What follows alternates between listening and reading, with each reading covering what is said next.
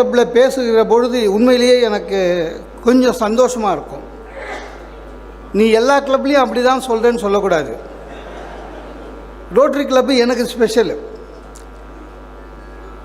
என்னன்னு கேட்டிங்கன்னா, நான் இதுவரையும் அமெரிக்க நாடுகளுக்கு ஒரு 8 முறை பயணம் செஞ்சுருக்கேன்.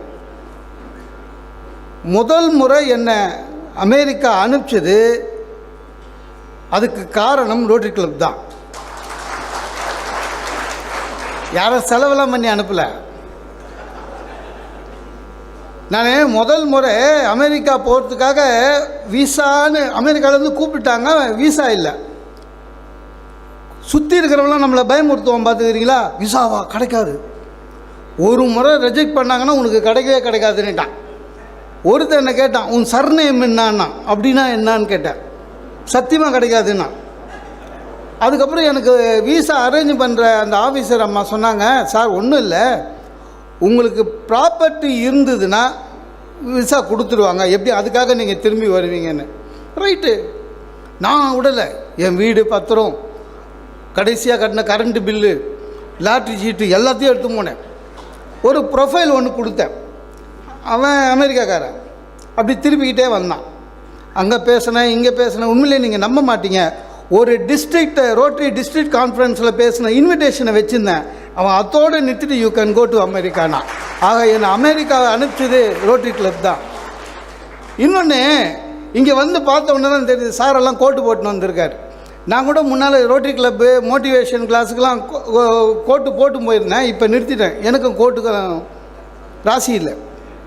ஒரு மோட்டிவேஷன் கிளாஸுக்கு கோட்டு போட்டோன்னே பின்வரிசையிலேருந்து ஒருத்தர் ஓடி வந்தான். சார், உங்களை நான் டிவியில் பார்த்துருக்கேன்னா. சில பேருக்கு நம்மளை டிவியில் பார்த்து ஞாபகம் இருக்கும், ஆனால் எதில் பார்த்தோம் ஞாபகம் இருக்காது. இவன் காலையில் வந்து ஜோசியம் சொல்லுவானே அவனா, இல்லை இந்த பாடல் இவர்களுக்கு அர்ப்பணம் சொல்லுவானே அவனா, இல்லை சீரியலில் ஏதாவது நடிக்கிறானா, இல்லை இந்த நைட்டில் வந்து மருந்து விற்பானே அவனா. அவனுக்கு ஒரே கன்ஃபியூஷனு.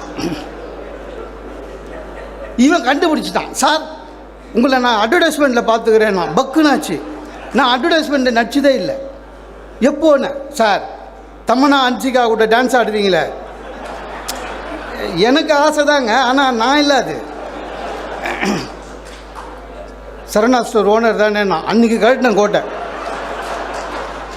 இதை விட ஒருத்தர் என்னை அவமானப்படுத்த முடியாதுன்னு விட்டுட்டேன். அதுக்கப்புறம் கோட்டு போடுறதில்ல. ஏன்னா நமக்கு ராசி இல்லைன்னு முடிவாயிடுச்சு. இந்த நான் சரவணன் சார் என்னை கூப்பிடும்போது கூட சொன்னேன், சார் எவ்வளோ பேர் வருவாங்க, வெறும் லீடர்ஷிப் குவாலிட்டினா வெறும் அந்த ஃபேமிலி இல்லாமல் நான், நீங்கள் வாங்க சார், கூட்டம் அதிகமாக இருக்கும், நீங்கள் பேசுங்க, உங்களை ரசிப்பாங்கன்னாரு. எனக்கு ஒன்றும் இல்லைங்க, கூட்டம் நிறைய, இவ்வளோ கூட்டம் பார்த்தே ரொம்ப நாள் ஆச்சு. இப்போல்லாம் கூட்டமே வர்றதில்லை. வந்தாலும் ரசிக்க மாட்டான். முன் வரிசையில் உட்காந்து நம்மளே உத்து பார்ப்பான். நமக்கு பயமாக இருக்கும், பட்டன் கிட்டன் போடாமல் வந்துட்டோமான்னு. ரோட்டரியில் நல்லா ரசிப்பாங்க, கூட்டமும் வரும். எங்களுக்கு கொஞ்சமான ஆளுங்க கூட பேசி பழக்கமாயிடுச்சு, தனியாக பேசியும் பழக்கமாயிடுச்சு. ஆமாங்க, இப்போ நீங்கள் சேனல்னு நினைக்கிறீங்களா, ஒரு 20-30 சேனல் இருக்குது. 2-3 சேனலுக்கு தான் ஓன் பில்டிங்கு. மீதி சின்ன சேனல்லாம் பார்த்தீங்கன்னா 90 ஸ்கொயர் ஃபீட்லேயே சேனல் நடத்துகிறான். ஒரே ரூம் தான். நம்மளை உட்கார வச்சுட்டு லைட் ஆன் பண்ணிவிட்டு பக்கத்து ரூமுக்கு போயிடுறான், மானிட்டர் ரூமுக்கு. அப்படின்வான். அப்படின்னா பேசணும்னு அர்த்தம். அதனால் ஆளே இல்லாமல் பேசியிருக்கான். ஒரு வருஷத்துக்கு ஒரு 2 மாதத்துக்கு முன்னால் பொதுகையில் கூப்பிட்டாங்க, தூர்தர்ஷன் கூப்பிட்டு 10 நிமிஷம் ஸ்லாட்டு நகைச்சுவையாக பேசுங்க. நான் பேசுகிறேன். ஆள் யாரும் இல்லை. ஆனால் அந்த கேமராமேனாவது சிரிக்கணும்ல, அவனும் சிரிக்கலை. உத்து பார்க்குறேன், சிரிக்கலை. எனக்கு என்னென்னா ரிசல்ட்டை பற்றி கவலை. ஏன்னா எதிர்க்க முழுசாக இருக்கிற இவனே சிரிக்கலையே, நாளைக்கு இது ஏரில் போகும்போது எடுபடாதான்னு பயத்தில் முடிச்சு ஆஃப் பண்ணவொன்னே அவங்ககிட்ட போய், ஏன் சார் நான் பேசுனதில் சிரிப்பு வரலையான்னு. கியா சாயே அப்படின்னா. அது தூர்தர்ஷனுங்க.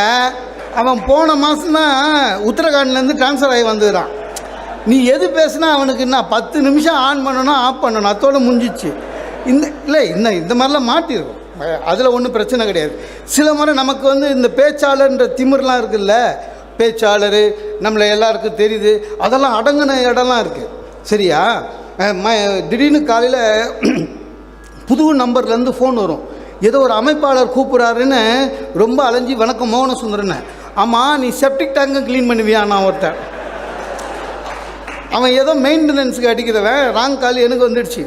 திட்டவும் முடியாதுங்க. சில இடத்துல நம்ம நேராக பார்த்து பாராட்டுறானா கிண்டல் பண்ணுறானே தெரியாது. சார் நீங்கள் சிரிப்பாக பேசுவீங்களே, ஆமாம் சார். ஆமாம், உங்களுக்கு மிமிக்ரி வருமானா? பேச்சை இன்னும் சரியாக வரல. நான் சொன்னேன் ஏங்க அப்படின்னா, இல்லை எனக்கு பிடிக்குமேண்ணா. நான் பயந்துட்டேன், அவனுக்கு எது எது பிடிக்கும்னு தெரியாது. அடுத்து நீ கம்பி மேலே நடப்பியா, சிங்கம் வாயில் தலை விடுவியா, இதெல்லாம் கேட்டானா என்ன பண்ணுறது? ரொம்ப கஷ்டம். சில இடத்துல ரொம்ப கஷ்டப்படுவாங்க சார். நடிப்பும் பாட்டும் இலக்கியமும் இதெல்லாம் மனுஷனுடைய வேறு பக்கம். இன்றைக்கி ஒரு நல்ல சார் அற்புதமாக ஆரம்பித்தார். தலைமை பண்பு என்பது நீங்கள் வெளியில் இண்டிவிஜுவல் தலைமை பண்பு இல்லை, ஒரு ரொட்டேரியனாக இருந்தாலே உங்களுக்கு முதல் தகுதியாக தலைவனுக்குரிய முதல் தகுதி வந்துவிட்டது என்ற அர்த்தம். ரொட்டேரியன் மெம்பர் ஆவதுங்கிறது அது வெறும் பெருமைக்காக அல்ல சார். எந்த ஒரு அரசாங்கமும், அது எந்த அரசாங்கமாக இருந்தாலும் சரி, எந்த கட்சி ஆட்சியில் இருந்தாலும் சரி, ஒரு அரசாங்கம் ஒரு திட்டத்தை வெற்றி என்று அறிவித்தால் தன்னுடைய பெயரை தான் சொல்லும். ஆனால் இந்தியாவின் மருத்துவத்துறையின் அமைச்சர் குலாம் நபி ஆசாத்னு நினைக்கிறேன், அப்போது பகிங்கரமாக சொன்னார், இந்தியாவில் இருந்து போலியோவை ஒழித்து விட்டோம் ரோட்டரி சங்கத்தின் மூலமாக என்று சொன்னார். சார், தனியார் செய்கிற ஒரு இதுவை கூட அரசு எடுத்துக்கும். ஆனால் அரசே வாய் திறந்து ஒரு நோயை ஓட்டி விட்டது ரோட்டரி சங்கம் இந்தியாவில் இருந்து என்று சொல்லுவது என்பது தான் உங்களுடைய பண்பு, உங்களுடைய மாபெரும் வெற்றி. உண்மை. நிறைய பேர் தலைமை பண்புன்றது தலைவர் இல்லை, பதவி அல்ல. அது தலைவர் பதவி என்பது வேறு, தலைவர் பண்பு என்பது வேறு. நிறைய பேருக்கு அந்த கன்ஃபியூஷன் இருக்கும். ரொம்ப சிம்பிளுங்க. இந்த தலைமை பண்பில் நீங்கள் அரசியல்வாதிகளை நம்ம 1000 கிண்டல் பண்ணுறோம். லஞ்சம் வாங்குறான், லஞ்சம் லாவணி வாங்குறான், நல்லவன் இல்லை, எல்லாம் ரைட். ஆனால் அவங்கக்கிட்ட ஒரு நல்ல பண்பு இருக்குது. அது ஒவ்வொரு தலைவனுக்கும் தேவையான பண்பு. சார், டெபாசிட்டே போயிருக்கோம் சார், கவலையே பட மாட்டான். தோத்துட்டான், ஃபுல் ஸ்விங் அவுட்டு, கவலையே பட மாட்டான். அடுத்த நாள் களத்தில் இருப்பான். தர்மத்தின் வாழ்வுதறி சூதுக்கவும் தர்மம் மறுபடியும் மெல்லும் ஏதோ ஒன்று சொல்லுவான். ஆனால் வந்துடுவான் ஃபீல்டுக்கு. அது பெரிய விஷயங்க. சோர்வே கிடையாது அவனுக்கு, பெரிய விஷயம். இப்போ தான் 2016 தோத்தா கூட பரவாயில்ல, 21 எங்களுடையது, 27 எங்களுது, அடுத்த நூற்றாண்டுக்கு போவான், கவலையப்பட மாட்டான். அந்த பண்பு ஒவ்வொரு இடமும் இருக்க வேண்டும். தலைமை பண்பு என்பது அதுதான் பிகினிங். நம்பிக்கை நம்ம மேலே இருக்கணும். நம்ம மேலே நம்பிக்கை இருந்தால் தான். இது சாதாரணமாக சமூகத்தில் மக்கள் சமுதாயத்தில் ஆண்களை விட, எனக்கு தெரிஞ்சுங்க, ஆண்களை விட தலைமை பண்பு பெண்களுக்கு ரொம்ப இயல்பாகவே உண்டு. பார்த்துக்கிறீங்களா? ஆமாம் சார். சாதாரணமாக ஒரு டிகிரி படித்து ஏதோ ஒரு வேலைக்கு போகிறாங்க, இல்லை வேலைக்கு போகல, கல்யாணம் பண்ணி கொடுக்குறோம். அவங்களுக்கு அதெல்லாம் என்னங்க தெரியும்? இதுக்குன்னா சிலபஸாக இருக்குது, மாமியார் வீட்டில் எப்படி நடந்து கொள்வதுன்னு இல்லையே. அவங்க பாருங்கள், மருமகளாக நம்ம வீட்டுக்கு வராங்க, வந்த 15 நாள் பார்த்தா உறுப்பினராக இல்லையான்ற அளவில் இருப்பாங்க. அப்புறம் கொஞ்சம் கொஞ்சமாக 2 வருஷம் ஃபுல் குடும்பத்தையும் டேக் ஓவர் பண்ணிவிடுவாங்க. அது ஆண்களுக்கு வராது. ஏன்னா ஆண்களுக்கு சாதாரணமாக பேச தெரியாது. சண்டைன்னா பேசவே வராது அவனுக்கு, தப்பாக பேசுவான். ஒரு சின்ன பிரச்சனை ஆரம்பிக்கும் போது கட்சியாக என்ன சொல்லுவேன்னா, இன்னும் சண்டையே ஆரம்பிக்கல, நீ லாஸ்ட்டாக என்ன சொல்கிறேன்னா. பெண்கள் அப்படி இல்லை, சாதாரணமாக நல்லா பேசுவாங்க. சண்டைனா இன்னும் நல்லா பேசுவாங்க. கிமு கிபி எல்லாம் வரும். பெண்களுக்கு அந்த இயல்பான குணம். ஆமாங்க சார், ஒரு அம்மா சொல்லுது, நீங்கள் செய்யுங்க சார், உங்கள் வீட்டுக்காரர் அவர்கிட்ட நான் சொல்லிக்கிறேன். குடும்ப தலைவி சொல்கிறாங்க, நீங்கள் பண்ணுங்கள் சார், அவர்கிட்ட நான் சொல்லிக்கிறேன். அப்படின்னா அர்த்தம், நான் சாங்ஷன் பண்ண சாங்ஷன் தான்டா. ஆனால் நம்ம அப்படி இல்லை, பம்புவோம் தெரியுமா, எதுக்கும் வீட்டில் ஒரு வார்த்தை கேட்டு சொல்கிறேன்னு. ஏன்னா நமக்கு தெரியும், அங்கே செலக்ட் ஆனாலும் நம்ம சொன்னாலும் வேஸ்ட்டு தான். இதுதான் தலைமை பண்பு.